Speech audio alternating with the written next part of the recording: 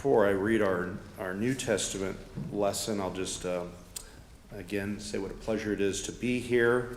My name is Brian Nolder. My wife Sally is here. Our youngest son Ian. We live down in Oregon City. We've been out here for about 2.5 years. And as I was telling one of your elders, we basically came from Portland, Maine to Portland, Oregon. So we went coast to coast in the fall or late summer of 21. I'm going to back up a few verses from what's printed in your bulletin and just read beginning at verse 11 of Colossians chapter 1, but our sermon text will be what's printed in your bulletin. So Paul's praying and he says, "May you be strengthened with all power according to his glorious might for all endurance and patience with joy, giving thanks to the Father who has qualified you to share in the inheritance of the saints in light. He has delivered you from the domain of darkness and transferred us to the kingdom of his beloved Son, in whom we have redemption, the forgiveness of sins. He is the image of the invisible God, the firstborn of all creation.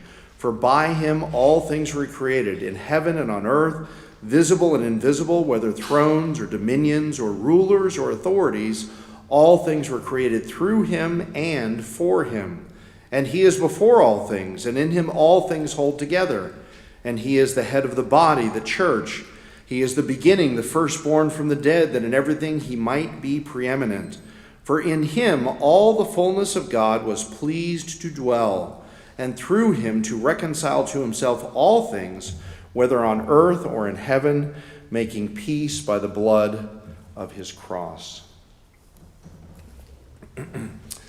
Now we're reading from the Apostle Paul this morning, but I want to remind some of you of a pretty important 20th century Paul, which some of you will remember. His name was Paul Harvey.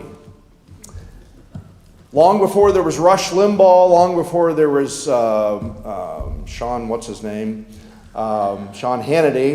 long before there was this plethora of talk radio, there was Paul Harvey. And Mr. Harvey, he used to tell us little vignettes and he would give us the rest of the story. And one of them I will never forget because it was about the city of Geneva, and being a good Reformed Presbyterian, I was very interested to hear about this story. And he basically told this story about how did Geneva become so famous for its watches, gold watches. When I visited Geneva about 20 years ago, I was able to go to the brand new Reformation Museum at Calvin's Church, and you pass by a store window and there would be a $500 watch, and you'd go to the next window, there would be a $1,500 watch, and then you'd go to the next window, there'd be a $3,000 gold watch. How did that happen? Well, hundreds of years ago, John Calvin and his company of pastors were so effective at preaching against vainglory, so effective at preaching against vanity, that all these people said, we've got to get rid of our fancy jewelry. We've got to get rid of these adornments that we've had that make us ostentatious and stand out. What are we going to do with it all? Are we going to just, bury it in the ground? Are we going to throw it in Lake Geneva? Well, let's make watches. And so now you know the rest of the story. Now, essentially, that's what the Apostle Paul is doing here. He's told these Colossians that through the gospel, they're now bearing gospel fruit of faith, hope, and love. And then he goes on to describe this salvation that they've received in terms of the Exodus, that they've been taken out of the domain of darkness and brought into the kingdom of the Son of God's love, in whom they have redemption and the forgiveness of sins. And now Paul wants to say, and oh, by the way, here's the rest of the story.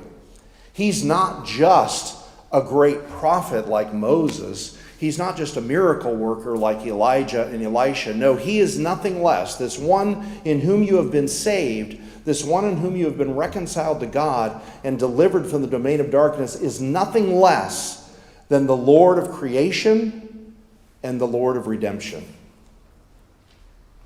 He is nothing less than the Lord of creation and the Lord of redemption. And that's our 2 points this morning. Verses 15 to 17, he's the Lord of creation. And Jesus Christ is, in verses 18-20, the Lord of the new creation, the Lord of redemption. And Paul might be borrowing from a pre-existing hymn here. We're not really sure, but it has this kind of poetic feel to it, especially if I forgot to give you a bulletin insert that kind of shows the poetic structure of the passage. But anyway, he begins by saying he is the image of the invisible God. Now, this could be an Adamic language, saying he is the true man who undoes the work of the first Adam. But more likely, I think we're dealing with a parallel here to, for instance, Philippians 2, where Paul says that Jesus Christ, though he was in the form of God, right, which means he shares all the properties of divinity with the Father.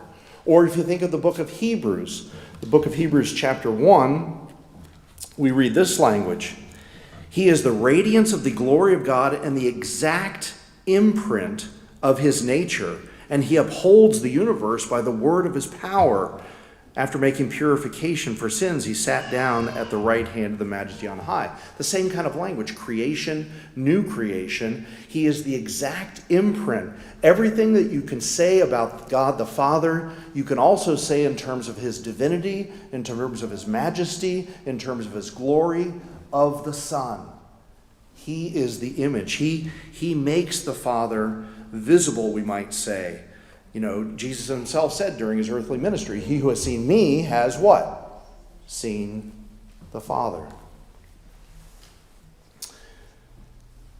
Now, he's also the firstborn of all creation. The firstborn of all creation.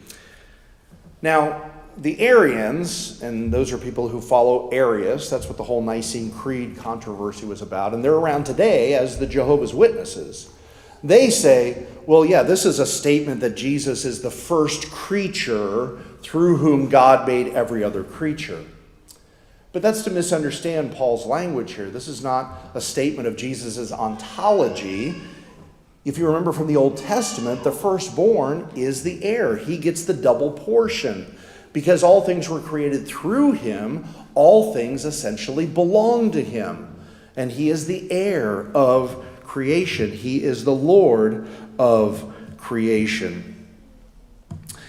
And there may be a particular reason why Paul is using this kind of language here. It's got some background in Proverbs 8, where there's wisdom there with God, rejoicing in the works that God has made. And what happened was, in the first century, was some branches of Judaism took some of this language that was about wisdom, and instead of attributing it to Christ, as Paul is doing, they were attributing it to something else. For instance, listen to this passage from the book of Sirach, chapter 23. I came forth from the mouth of the Most High, covered the earth like a mist. I dwelt in high places. My throne was in a pillar of cloud. You know, all this Proverbs 8 kind of language. Alone I have made the circuit of the vault of heaven. And then down in verse 23, what is the I here? And this is the book of the covenant of the Most High, the law which Moses commanded us as an inheritance for the congregations of Jacob. It fills men with wisdom like the Pishon and like the Tigris at the time of the first fruits. And Paul's going to deal with this issue of the law in the next chapter, and basically saying, no, the one through whom God made everything is not some as great as the law is, as valuable as the law is for us in instructing us in righteousness and convicting us of our sins. God did not make the world through an abstract moral code. God made the world through his Son. God made the world through his Son. And that means that creation, we could say, has a Son shape to it. Okay, not S-U-N, Son, but S-O-N, which means that the world is created for relationship. The world is created for relationship. You know, the secularist looks out on the world and he just sees matter in motion. He just sees molecules in motion. There's no meaning to it. But when we, as the people of God, look out in the world, we see that it says to us, I belong to Jesus. I was made through Jesus.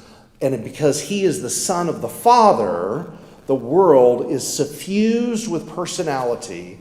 It is suffused with relationship. And that's why when you see people who come to know this God through his Son, they get involved with relationship. They're fruitful. They produce families. Their desire is to engage with other people. This is also a reminder to us. All things were created in heaven and on earth, visible and invisible, for him and by him, that he is the owner. Right? Abraham Kuyper famously said, "There is not one square inch of all creation of which King Jesus does not say, 'Mine.'" Mine. And therefore, every aspect of our lives need to be in submission to him. And when we see the disintegration that's happening out in the world, it's because people are rejecting that. They don't believe that there's a Son who owns the world. They don't believe that there's an image of God through whom the world was made. And therefore they live in these anti-creational and decreational ways that just end up hurting themselves and ruining societies. You see, this is why, when we think about this, why we're interested in issues like marriage and how it's defined. Because it's not something that is just, we can just make up ourselves. You know, Jesus himself, the one through whom all things were made, he was the one who said, "In the beginning, God created them, male and female. And a man shall leave his father and mother and be joined to his wife, and they shall become one flesh." Or when we're concerned about abortion, you know, it's not just a virus in a woman's body. It's someone made in the image of God who is created for relationship, who is to be nurtured and welcomed into the world, not to be cast off in an act of selfishness and heinousness. Now notice here that even though it says that all things were created by him, visible and invisible, things in heaven, things on earth, there's a particular focus here on not just the lowest things like those little bugs that sometimes bother us because we live in a fallen world, but the highest things, right? Notice here, thrones, dominions, rulers, or authorities.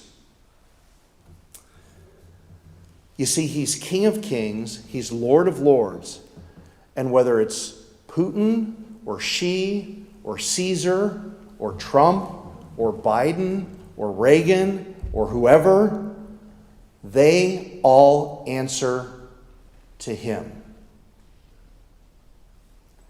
Now, I'm not saying that they don't have real power and that they do sometimes really terrible things to the people of God. You know, read about what your brothers and sisters are going through in China or in Saudi Arabia. Okay? I'm not saying they don't have real power and do real harm and intend to do real harm because of their envy and their jealousy of the fact that there's a king over them and they do not have absolute authority and that they will one day have to give an account for how they exercised their power. Again, they hate that. And so they use their power to try to wipe out the people of God who have the living Christ living in their midst. And so they feel like they can win again if they can destroy his people. They will answer to him. You see, when Jesus says every square inch is mine, that means Salem and Olympia and DC and Moscow and Beijing. Those belong. Portland belongs to Jesus. Portland belongs to Jesus. And so, people of God, as we see ourselves being marginalized and pushed to the side, don't be afraid. Don't cower in fear. Don't figure out how to just kind of run off to the hills and hide. You serve the Creator God. All of this land belongs to him. So act like it. Live in hope. live in confidence. Yes, they may come after you. They're increasingly doing so. But who's going to win in the end? Who's going to have to give an account? Again, this world is made for relationship. Again, we view the world as this empty, vast reach of space, but the world is fused with personality. It's not like the American ideal of rugged individualism. I'm going to remind you of another old 20th century thing. Remember the movie Jeremiah Johnson? This really good-looking Robert Redford guy out there, and he's living the ideal life. He's gone through a tragedy, and so he just wants to be cut off from relationship, and he wants to live out there all on his own. Well, guess what? Robert Redford wasn't out there on his own. There was somebody with a camera filming him. There was a makeup artist putting his hair correctly into place, and when they would take a break, they were sitting down to meals, and they were probably talking about their families, okay? Even though they were sort of portraying on the screen this ideal of individualism and casting off relationship, they themselves were engaged in relationship while they're making the movie. So don't fall for the lie that you see on the screens, the lie that comes to you through the social media, or we might better say anti-social media. One of the greatest ways that you can embody your faith in who Christ is and who God is in nursing a child, feeding a child, taking that child to a Christian school where they can be taught that the world that they live in was made by God, that they are created for relationship. They are to engage in ways in which they do good to their neighbor in their vocations and their callings through their submission to King Jesus. F.F. Bruce writes, "For those who have been redeemed by Christ, the universe has no ultimate terrors. They know that their Redeemer is also Creator, the origin and goal of all." Now, of course, we've messed it up. People do not naturally live with this understanding of what the world is as it has been created. And so not only does he have to be the Lord of creation, but he is also the Lord of redemption, the Lord of the new creation. And that's what we see as we transition to verse 18. He is the head of the body, the church. Even though all things were created by him, all mankind is created by him, he has a particular concern for this recreation of humanity that is happening as a result of his work on the cross. As a result of his gospel, people are being freed from the old Adam, in which their relationships are so messed up. We were talking in Sunday school this morning, Cain, instead of rejoicing that God accepted his brother's offering, he's jealous and he's envious, and he wants to wipe out the one who has the favor of God because he didn't receive it himself, which is an illustration of just all kinds of ways in which we mess up relationships. And so Christ has to come and accomplish God's saving purposes in his cross work, in his death and resurrection, so that there can be a new reality, a new humanity in the world. And that's what's happening in Colossae, this little podunk town that's out in the Lycus River Valley. It's so obscure that not even Paul goes there, right? Although he wants to go there and visit Philemon, as you'll read in another letter. And it says he's the head of the body. Now I want to make something clear here, because I think we sometimes get messed up on this point. And sometimes we think that when it says Jesus is the head of the body, we think he's the cranium of the body, right? And that he's waiting for like a neck and a trunk to fill himself out, okay? And I think it's to misunderstand. Think of the phrase head of state, okay? That means the one who has authority over the state, or the head of a company, okay? He doesn't depend upon the company. In a sense, the company depends upon him. The state depends upon him. And if you're scratching your head saying, "Now, Mr. Nolder, are you really sure about that?" Well, Yes. And let me explain to you why. 1 Corinthians 12 talks about Christians and their gifts, and they're part of the body, and says, the eye cannot say to the ear that I have no need of you. And the ear cannot say to the mouth, I have no need of you. Those are parts of the cranium. Okay? So this is not saying that Christ is, waiting for a neck and a body. This is saying he's the one who has authority over the body. We are all in submission to him. Peter O'Brien puts it this way: the headship points to an organic and living relationship with his people, denotes his control over them and their total dependence on him for life and power. Okay? We have no aspiration to God. We have no aspiration to life apart from him as our head. He's also, therefore, the firstborn from the dead. Not only is he the firstborn of creation, the heir of creation, because all things were made through him, he is the firstborn of the dead. Because his cross work was not on behalf of his own sins, he was not receiving the wrath of God because of something he had done, but because of something we had done, it was impossible that death should hold him. But rather God vindicated him from death, demonstrating that what he had done on the cross was to bring actual salvation and redemption and rejuvenation to humanity. And therefore, he is called the firstborn of the dead. He's called the first fruits. And what that means, brothers and sisters, it's so important. He's the foreshadowing and the forecast, or as I like to say, he's the pattern and the prediction of a great resurrection harvest of all of his people, all those that he is head over as his church, all those who belong to him by faith. He is the pattern and the prediction. Paul puts it this way, just a couple pages back in Philippians 3.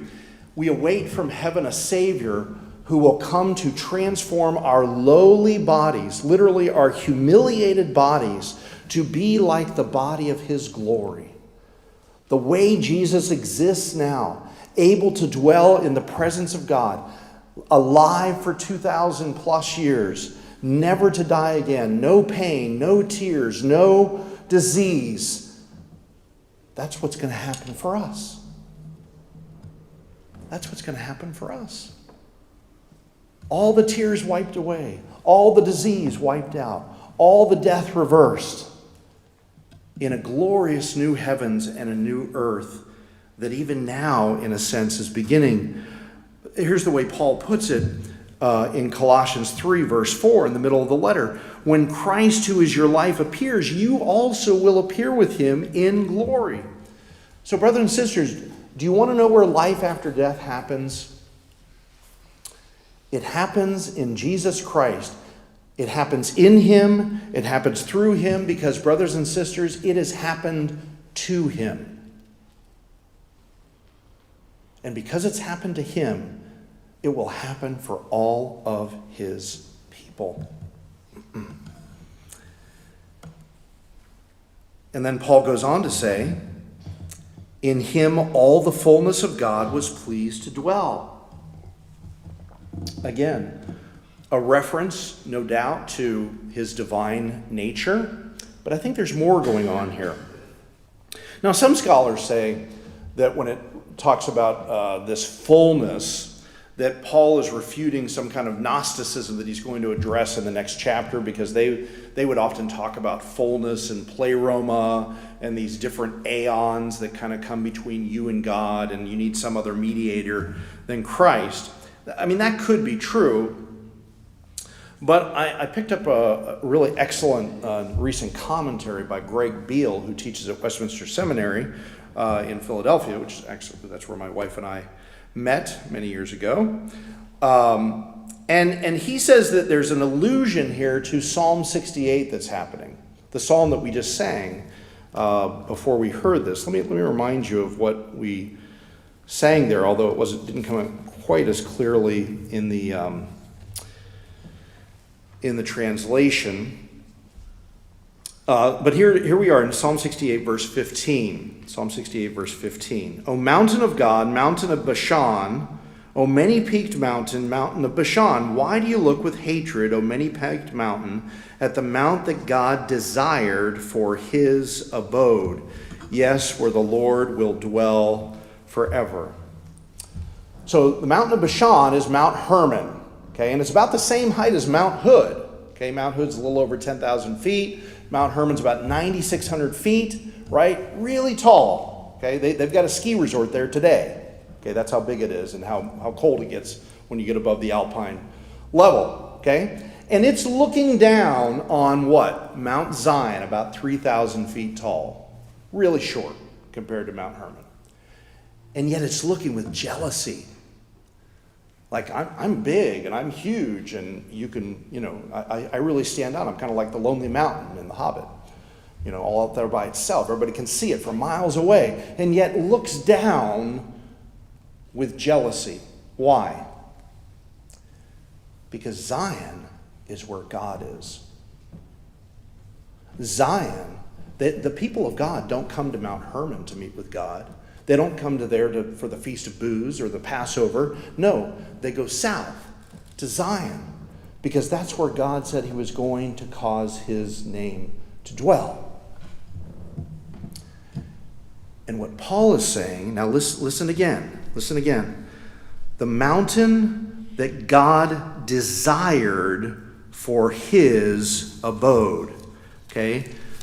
Those same two words are what are being used here in Colossians 1. The fullness of God was pleased to dwell. The fullness of God was pleased to dwell. Where? In him. Brothers and sisters, what this is saying to us is, where do you go to meet with God? You don't need to go to the eastern shore of the Mediterranean Sea. You don't need to go to an earthly temple in Mount Zion. You go to this one through whom God created all things, this one through whom God is reconciling all things. You go to Jesus Christ. That's why many Christian liturgies, they begin at the beginning of the service in the name of the Father and of the Son and of the Holy Spirit to remind us that we are Christian people gathering to meet with the Christian God that we have access to, temple access to through his Son. And he's the only one who gives you that access. Okay? One of the 5 pillars of Islam. I believe in Allah and Muhammad is his prophet. Muhammad does not give you access to God. If you're a Mormon, the one you're going to be standing before on the last day is not Jesus Christ, it's Joseph Smith. Joseph Smith doesn't give you access to God.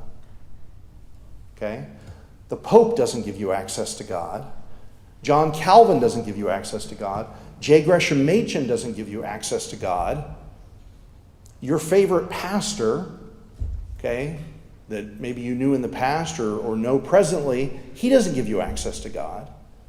A faithful pastor is always setting before you and pointing you toward Jesus Christ. He is the good shepherd in which the sheep find pasture. He is the one. John puts it this way. The Word became flesh and he dwelt, literally he tabernacled among us. He brings the temple presence of God, the access to God for all peoples in all places, right? A time is coming, right? You worship, the Samaritan woman, you worship on Mount Gerizim, the Jews worship in Jerusalem, but a time is coming where everywhere, and now is, the Father will be worshipped in spirit and in truth. No geographic boundaries, but wherever the name of Christ is heard and believed in and followed and exalted, there you have access to God.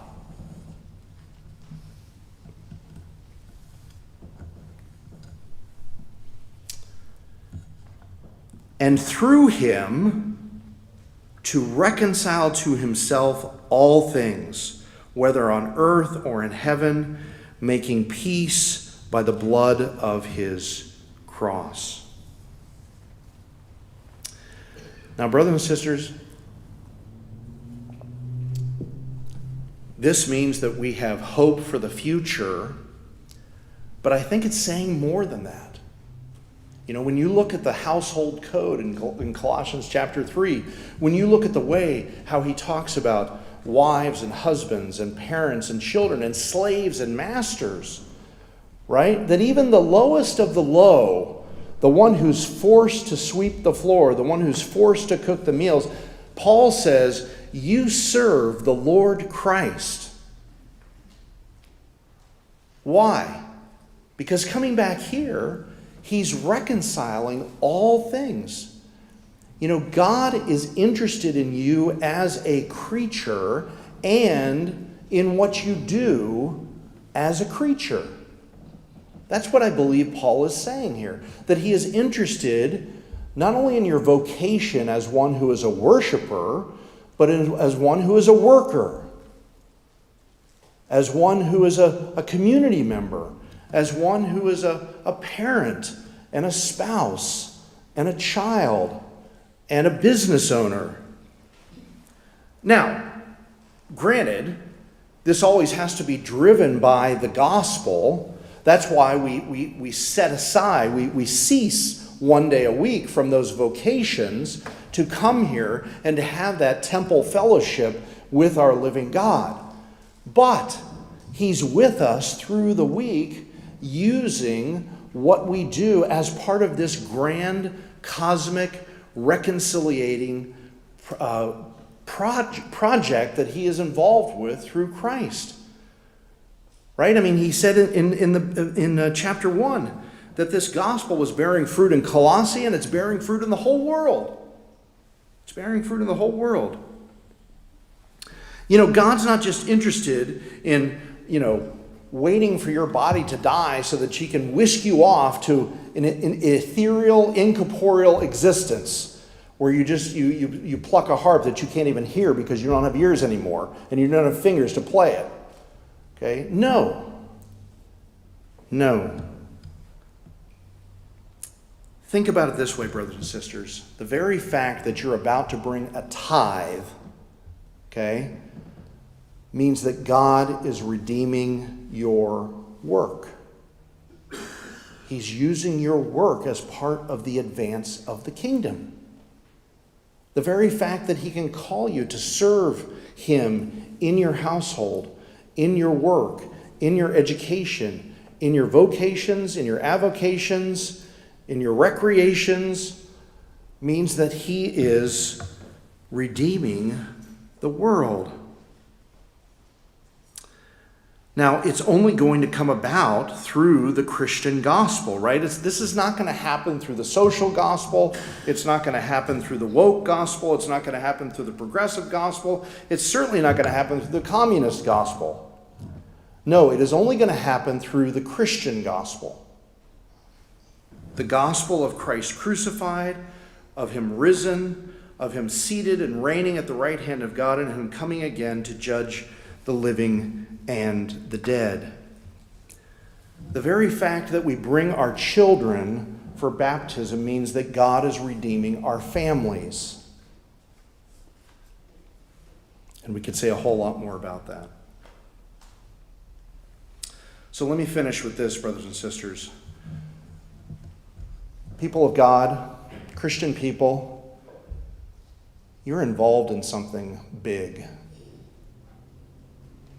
It's nothing less than every square inch of the universe. Whatever small thing you're doing, an accountant, a parent, a businessman, you're involved in something cosmic. You're involved in something grand. Broad may be the road to destruction, but big is the reconciling work of our God. Take courage. Be faithful. Press on. Trust. Obey. For God is doing a great work in you, through you, and through all of your brothers and sisters throughout the world. In the name of the Father, and of the Son, and of the Holy Spirit. Amen. Let's stand together and sing hymn 263.